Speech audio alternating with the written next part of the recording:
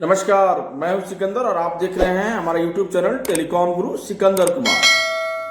दरअसल टेलीकॉम गुरु सिर्फ टेलीकॉम संबंधित वीडियो ही नहीं, समाज में हो रही सारी खबरों के आपके सामने प्रकाशित करता है और चीजों को आपके समक्ष रखता है। बहरहाल आज हम भगवान विष्णु के कार्तिक मास का महात्म्य कथा अध्याय 3 आज हम आपको सुनाने जा रहे हैं, तो सुनिए और ध्यान मन और पुष्पहासं जगत्सन्निवासं शतादित्यभासं गदाचक्रशस्त्रं लसत्पीतवस्त्रं हसचारुवक्त्रं भजेऽहं रमाकण्ठहारं श्रुतिव्रातसारं जलान्तर्विहारं। तो कथा सुनिए। जय भगवान नारायण। देखो, सत्यभामा ने कहा, अध्याय 3, सत्यभामा ने कहा, हे प्रभु, आप तो सभी कालों में व्यापक हैं। सभी काल आपके आगे एक समान है। यह कार्तिक मास ही सभी मासों में श्रेष्ठ क्यों है? सभी महीनों में श्रेष्ठ क्यों है? आप सब तिथियों में एकादशी और सभी मासों में कार्तिक मास को ही अपना प्रिय क्यों कहते हैं? इससे ही आपकी इतनी प्रेम क्यों है? इसका क्या कारण है, यह मुझे बताएं। चूंकि माता सत्यभामा इस प्रकार की सवाल जो है वह भगवान श्री कृष्ण से पूछती है कि हे प्रभु, आखिर यही महीना आपके लिए इतना प्रिय क्यों? क्योंकि 12 महीने होते, 12 महीना में सबसे प्रिय क्यों है कार्तिक? इसके पीछे क्या लॉजिक है? भगवान श्री कृष्ण ने कहा, हे भामिनी, तुमने बहुत अच्छा प्रश्न किया है। मैं तुम्हें इसका उत्तर देता हूं, ध्यानपूर्वक सुनना।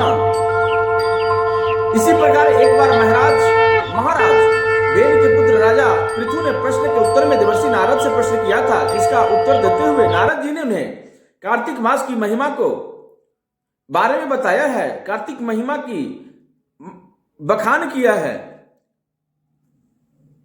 बखान करते हुए कहा, हे राजन, एक समय शंख नामक एक राक्षस बहुत बलवान एवं अत्याचारी हो गया था। उसके अत्याचारों से तीनों लोकों में त्राही त्राही मच गई। उस शंखासुर ने स्वर्ग में निवास करने वाले देवताओं पर विजय प्राप्त कर इंद्रादि देवताओं एवं लोकपालों के अधिकारों को छीन लिया। उससे भयभीत होकर समस्त देवता अपने परिवार के सदस्यों के साथ सुमेरु पर्वत की गुफाओं में बहुत दिन तक छिपे रहे। तत्पश्चात वे निश्चित होकर सुमेरु पर्वत की गुफाओं में ही रहने लगे।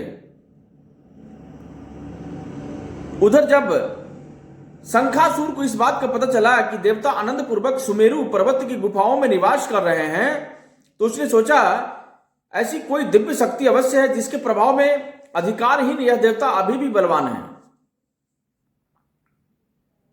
किसने सोचा? यह राक्षस शंखासुर सोच रहा है कि सुमेरु पर्वत में अभी तक जो यह देवतागण है, इतने आसानी से इतनी अच्छी जिंदगी, इतना अच्छा जीवन कैसे जी रहे हैं? चूंकि स्वर्ग तो हमने छीन लिया। यह राक्षस कह रहा है, मन में सोच रहा है। सोचते सोचते वह निर्णय पर पहुंचा कि वेद मंत्र के बल के कारण ही देवता बलवान हो रहे हैं। मंत्रों में बहुत शक्ति होती है। यदि इस वेद छीन लिए जाए तो वे बलहीन हो जाएंगे। ऐसा विचार कर शंखासुर ब्रह्मा जी के सत्यलोक में शीघ्र ही वेदों को हर लाया। उसके द्वारा ले जाते हुए भय से उसे चंगुल से निकल भागे और जल में समा गए। शंखासुर ने वेद मंत्र तथा बीज मंत्रों को ढूंढते हुए सागर में प्रवेश किया। कहां प्रवेश किया? सागर में प्रवेश किया। वह जो वेद मंत्र थे, बीज मंत्र जो थे ना, वह जो वेद थे, वह सागर में घुस गए।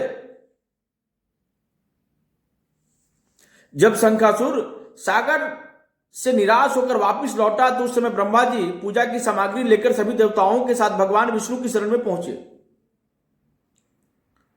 और भगवान विष्णु की शरण में पहुंचे भगवान को गहरी निद्रा से जगाने के लिए गाने बजाने लगे और धूप गंध आदि के बारंबार उनका पूजन करने लगे।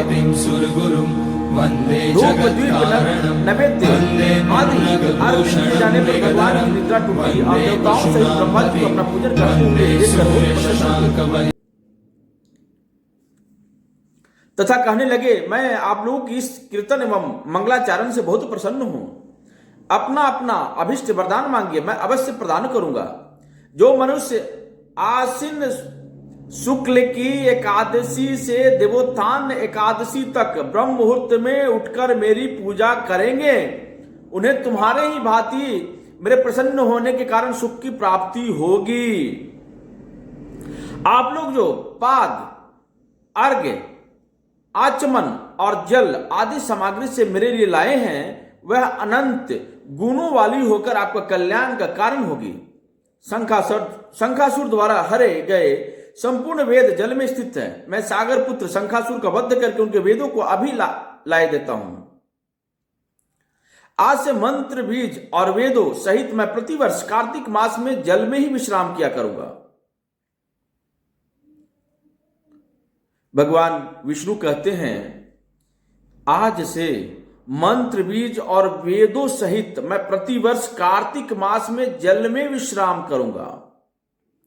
कार्तिक महीने में वह कहां विश्राम करेंगे? तो जल में ही विश्राम करेंगे।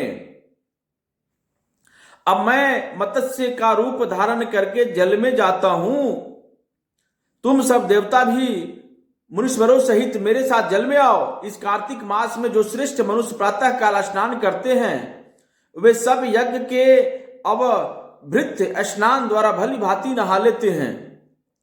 हे देवेंद्र, कार्तिक मास में व्रत करने वाले को सब प्रकार से धन, पुत्र, पुत्री आदि देते रहना और उसकी सभी आपत्तियों की रक्षा करना। हे धनपति कुबेर, मेरी आज्ञा अनुसार तुम धन्य धान्य की वृद्धि करना, क्योंकि इस प्रकार का आचरण करने वाला मनुष्य मेरा रूप धारण करके जीवन मुक्त हो जाता है। जो मनुष्य जन्म से लेकर मृत्यु पर्यंत विधि पूर्वक इस उत्तम व्रत को पालन करता है वह आप लोगों के भी पूजनीय हैं। भगवान विष्णु कहते हैं, देवेंद्र से कहते हैं, ब्रह्मा जी से कहते हैं कि इन जो नियमों को जो फॉलो करता है, जो इन नियमों को मानता है, वह मेरे लिए आप सभी से प्रिय हैं, यानी कि आपके ही समान है। मैं सभी से प्रेम करता हूं। कार्तिक शुक्ल पक्ष की एकादशी तिथि को तुम लोगों ने मुझे जगाया है। कब जगाया है भाई? कार्तिक शुक्ल पक्ष की एकादशी तिथि को तुम लोगों ने मुझे जगाया है, इसलिए तिथि मेरे लिए अत्यंत प्रीतिदायिनी और माननीय है। ध्यान रखिए, यह भगवान विष्णु जो है ना, देवेंद्र आदि देव और स्वयं प्रजापिता ब्रह्मा से कहते हैं, क्योंकि शंखासुर के अत्याचारों से भयभीत होकर के जब यह सारे लोग भगवान विष्णु के शरण में पहुंचते हैं तो भगवान विष्णु ने कहा कि कार्तिक शुक्ल पक्ष की एकादशी तिथि को तुम लोगों ने मुझे जगाया है, इसलिए यह तिथि मेरे लिए अत्यंत प्रीतिदायिनी और माननीय है।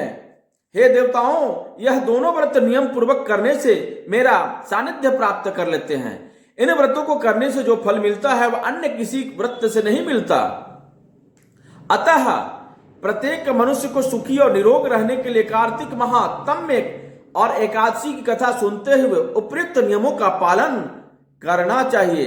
जो कि भगवान ने कहा कि जो हमने नियम बनाए, जो हमने बताया कि कैसे और किस प्रकार से मनुष्यों को अपना कर्म करना चाहिए, उन्होंने कहा, भगवान ने क्या कहा? भगवान ने कहा कि भाई वैसे मनुष्य जो वह मेरे लिए प्रिय है या प्रिया है, जो सुबह उठ करके यानी कि ब्रह्म मुहूर्त में उठ करके वह मंदिर में जो जाता है, झाड़ू आदि लगाता है और विधि पूर्वक हमारी पूजा करता है, उस पर हमारा विशेष और मुख्य रूप से उस पर हमारी मनोकामना होती है, हमारा कार्य होता है और हमारी उस कार्य की वजह से वह कल्याण का कारण बनता है, हमारी विशेष कृपा होती है। भगवान की यह लीला बहुत ही अपरंपार है। वह त्रिगुणातीत हैं, त्रिभुवनपति हैं, त्रिकालदर्शी हैं। इसलिए यह जो महीना है भगवान के लिए काफी प्रिय है। तो भक्तजनों, ओम नमो नारायण, ओम नमो नारायण, ओम नमो नारायण, ओम नमो नारायण, ओम नमो नारायण। हे प्रियवर, आप सभी मेरा YouTube चैनल टेलीकॉम गुरु सिकंदर कुमार देख रहे थे। बहुत बहुत धन्यवाद।